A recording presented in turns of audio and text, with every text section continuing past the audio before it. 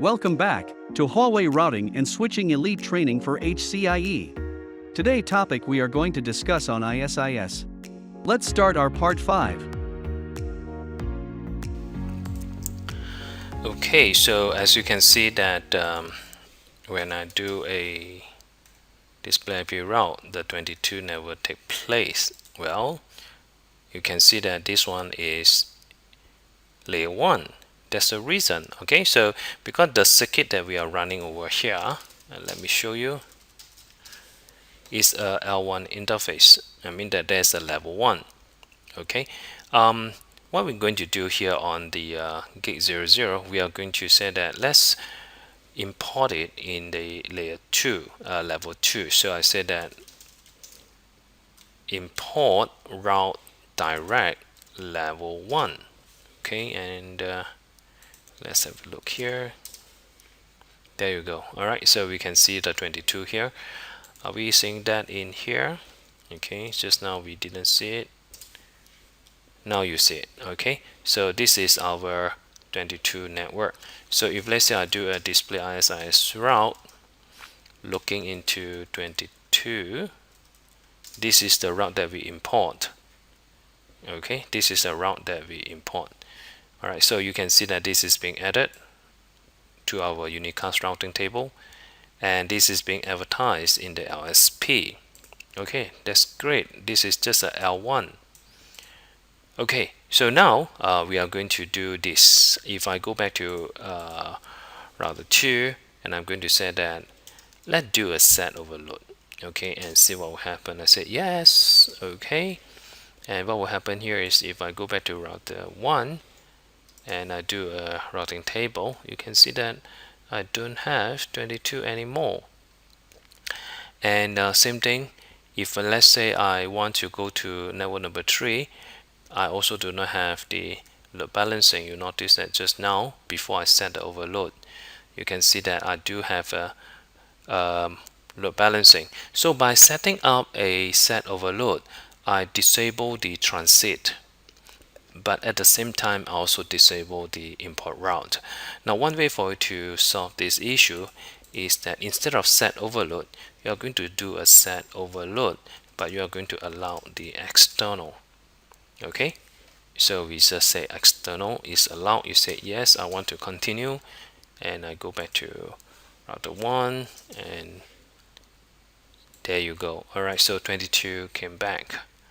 Alright, so if I go to router 3 as well, and I do a routing table, but you still notice that the router 3 going back to router 1, I'm being forced to go to 34. So router 2 is not being used as a transit. Okay, so let's just configure our peering between our router 2 and switch number 2. So in our ISIS over here, as you can see that this one is actually the level 1. So I'm going to change this to level 1 2. Okay, so I say the IS level 1 and 2. Right, there you go.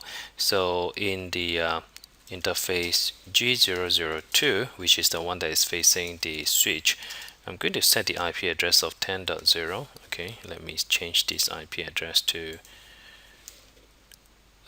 why don't I use 12.0.0./24, easier for me. So I'm going to use a 12 network to okay. I'm going to say that this is ISIS enable. On this case, I'm going to use the IS level, okay, circuit type. I'm going to use the level 2 instead of level 1 2. I just want it to be just level 2 on the switch. Okay, so this is just newly inserted switch. Let me change my system name,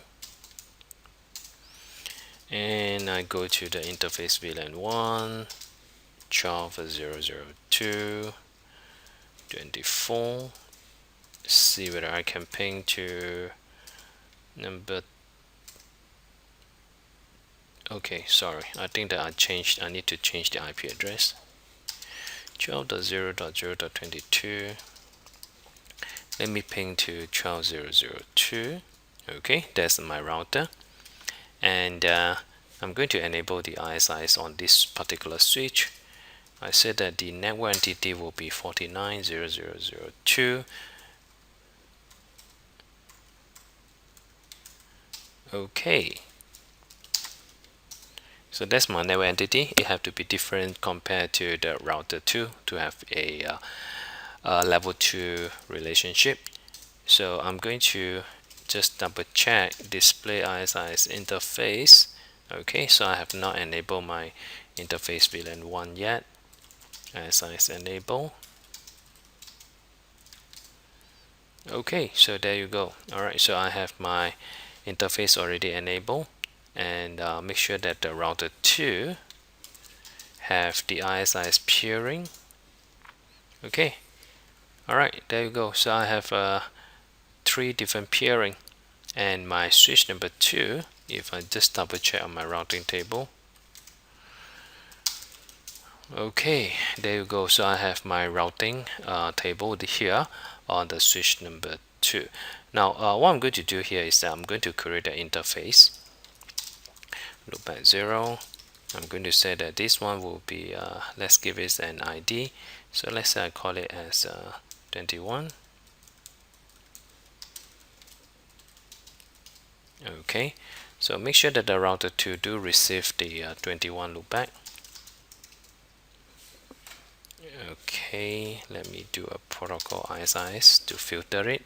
There you go. Alright, so you can see that the 21 is there, and inside my ISIS is my overloading is set. Yes, it does set here, and it only allow external. So if I go to the router 1 and double check routing table protocol ISIS, do I receive it? Nope, I do not receive the 21 here, but it does receive on router 2. Okay, as you can see that 21 does receive it. The reason is because that we have set the overload that doesn't allow the layer level 2. So for us to solve this issue, now please remember that we still do not want the router 1 or router 3 transit to me, but I do allow the external as well as the interdomain to pass through. Well, you can use this command, allow external and interlevel. Enter. I'm going to allow that to happen. Alright, so that's the command here. And if I go to router 1, okay, let's wait for a while for me to see that whether I have the network number 12. Okay, let me double check here on router number 2.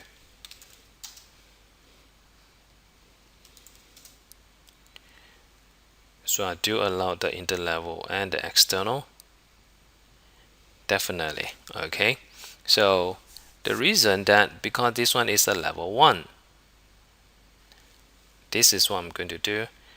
I'm going to say that undo, sorry, I'm going to set the over to allow external. Let me go back to the original. Okay, so right now you can't see anything, so I go back to the original. But remember that this one is a level 1 router, this is a level 2 router, so this guy router 2 need to do the import level 2 into level 1. So I need to do a leaking. Okay, so I need to leak the level 2 into level 1. So I'm going to say that import route ISIS level 2 into level 1.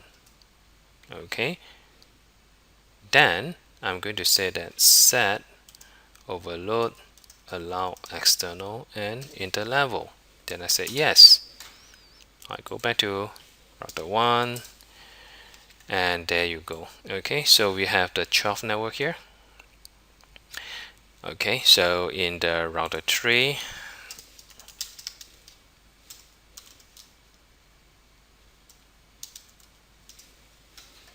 I also have a 12 network here. So if I'm going to do a ping, okay.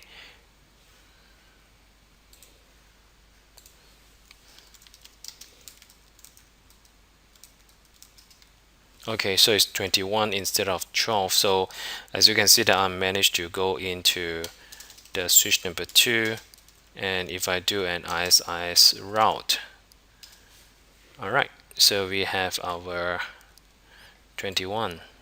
Okay, and you can see that this is being leaked. All right, you can see that the up down bit here, this is the up bit. Basically means that this is being a leak from a level 2 to level 1. So same go for the router 1 here. Display IP route display ISIS route. Okay, so there you go. All right. In a huge ISIS network, convergence is critical. ISIS deploy a few methods for the convergence. Okay, so we have firstly we have the fast conversion. The technique that I'm using here, we have 4 techniques. One is called incremental shortest path first.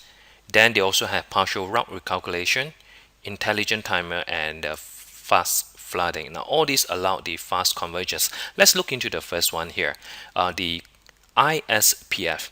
In ISIS, the first time when ISIS converge, they are going to do a complete calculation of the SPF.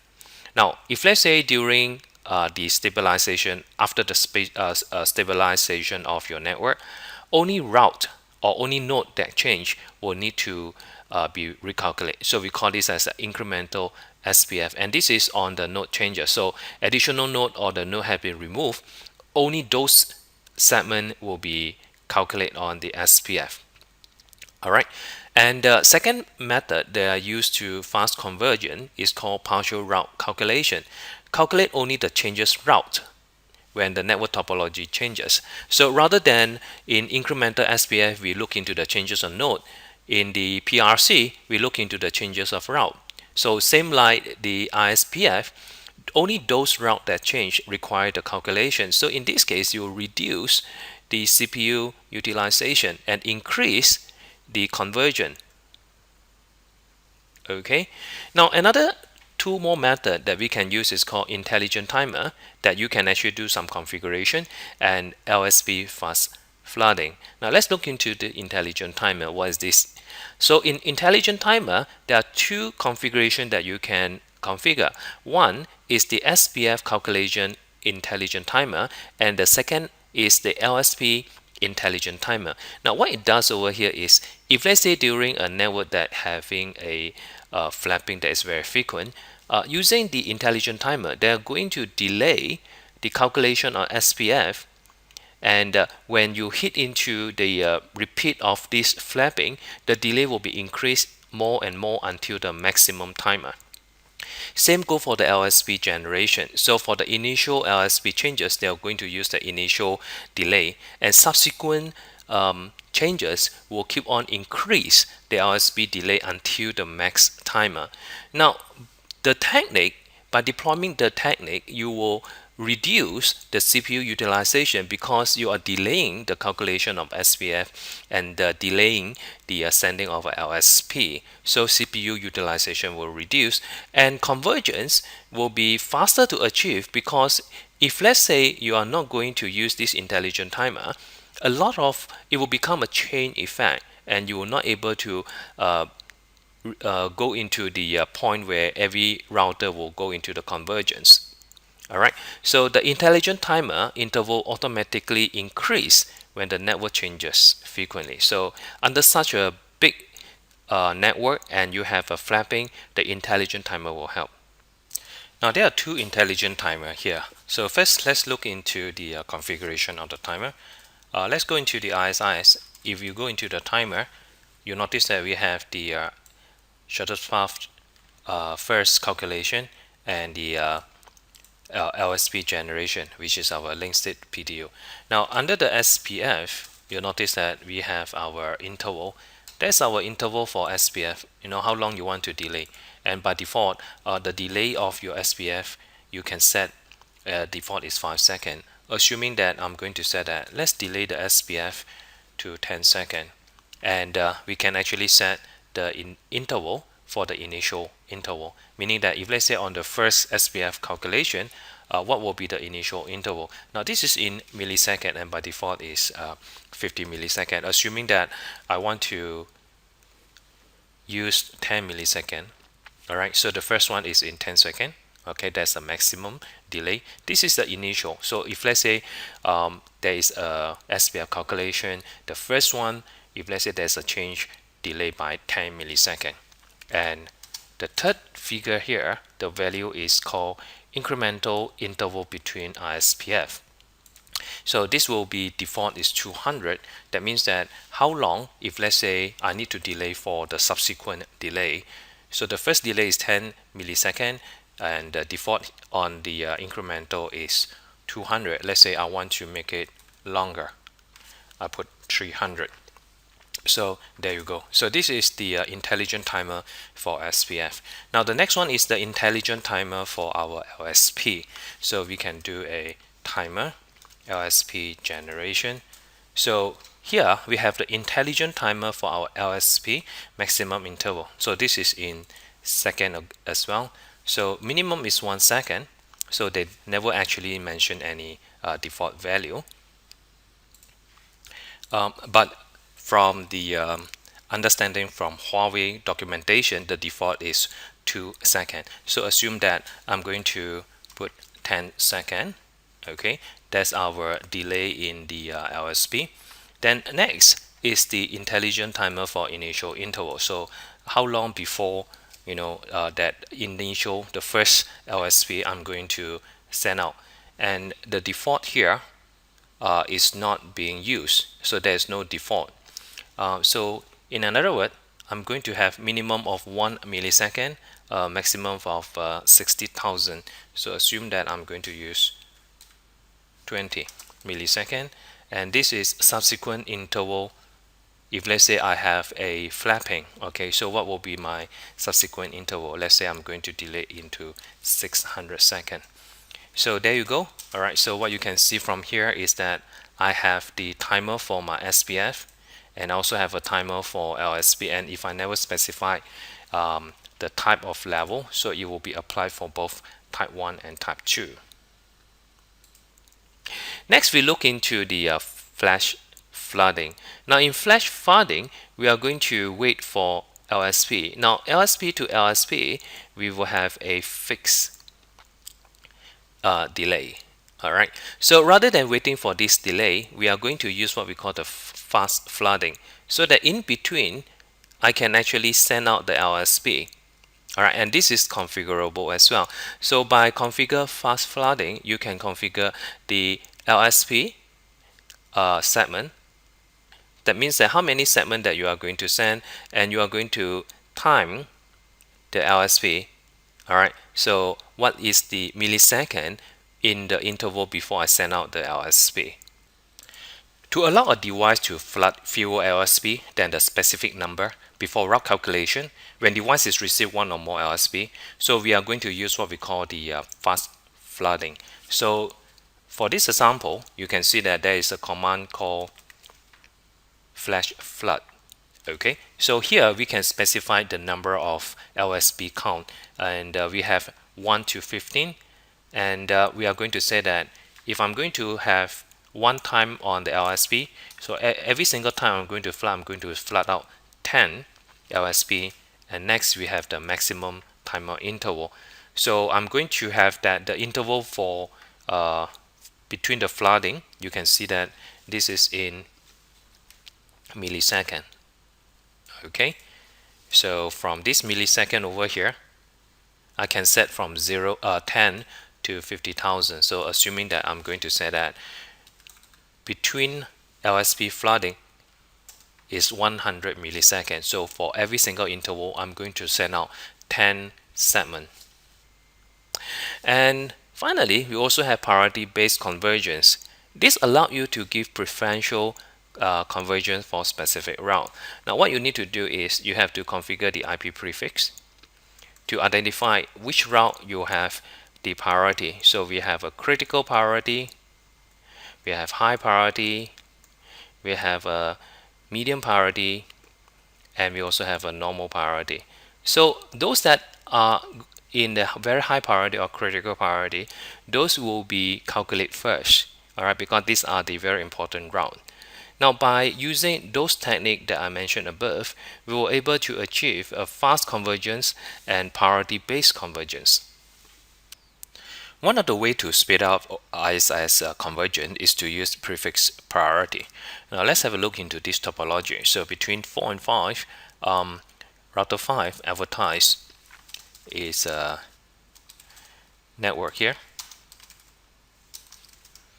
Okay, so I have a loopback of 5.5. Okay, this 5.5 is being advertised to router 4. Okay, so I can show you here. Okay, so that is my 5 network. Now, assuming that 5.5 is your high priority network and under a massive route, if let's say there is a routing that is flapping, you want the 5.5 to converge first. Now, one of the way for you to check the routing entry of 5.5 is to use a command called display IP, display ISIS route with the 5 network using our boss. Now, as you can see from here that we receive 5.5 using a level 1. Okay, this is a host entry. And you notice that the priority is medium. Now, assuming that now we want to expedite the convergence for this entry. And for you to do that, we are going to use an IP prefix. Okay, let's call it a name called net5. I'm going to permit this with the 5.5 with 32. Okay, so that's the net5. And for us to give them a different priority, first I need to go to ISIS. I'm going to use a command called prefix priority. Okay, I'm going to give a different priority. Let's say I'm going to give them as a critical, and I'm going to use the IP prefix. The prefix name is called 5, and that's it. Okay, so when I do a display ISIS route with the 5 network using a verbose, you'll notice that the priority changed to critical. So assuming that the level 5 here that actually came back, so level 5 will be the first priority that will be calculated in the SPF under the ISIS process. Thanks for watching. Please do not forget to subscribe to our channel.